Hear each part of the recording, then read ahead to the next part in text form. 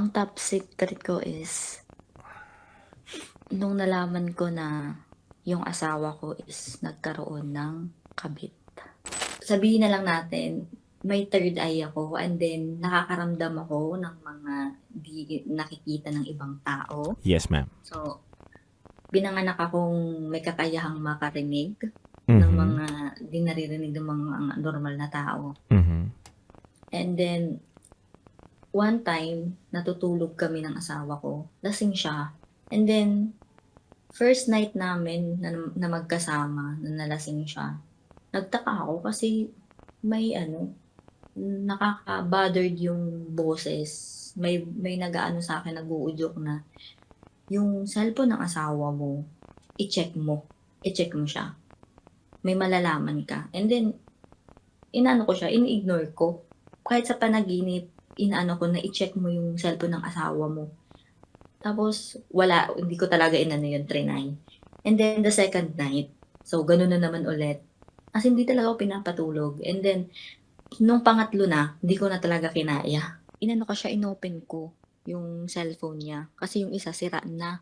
Tapos yung isa na lang yung gumagana. Nung pagka-open ko doon, halos nanginginig ako kasi nabasa ko yung ang daming babae na nakikita ko. Then, someone na girl na yung nag-hook talaga ng inis ko, yung kuhang-kuha talaga yung kirot sa puso ko, is yung babae na, sorry for the word, bayaran siya.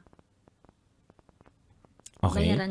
Bayaran talaga siya. So, alam mo maraming nakikinig sa atin, maraming nakikinig sa akin na mga estudyante. Actually, estudyante siya. And then, the worst thing na nakita ko sa chat niya is nagpanggap siyang buntis. Nasa chat nila, ang sinasabi niya doon na, bayaran mo na ako. Sabi niya doon, bayaran mo na ako. Wala kang gagawin dito. Papalaglag ko tong anak mo, ganyan-ganyan. Parang tinatakot niya yung asawa ko. Tapos ako naman, syempre, nung time na nakita ko siya, sir, na nag-chat siya sa asawa ko, ako na yung kumuha sa sa FB niya, and then ako nagpakilala sa kanya. And then the worst thing na ginawa niya sa akin nung nagpakilala ako, sinindang ko siya ng picture namin na kasal kami ng asawa ko, nandun yung parents ko, nandun yung nagkasal sa amin na judge. Alam mo, sabi niya sa akin, sir, bakit mo ako tatakutin? Sabi niya. Bakit? Sikat ba yung pamilya mo? Maano ba yung maimpluwensya ba yung family mo? Para takutin mo ko? Ginanon niya ako. Sabi ko, hindi kita tinatakot.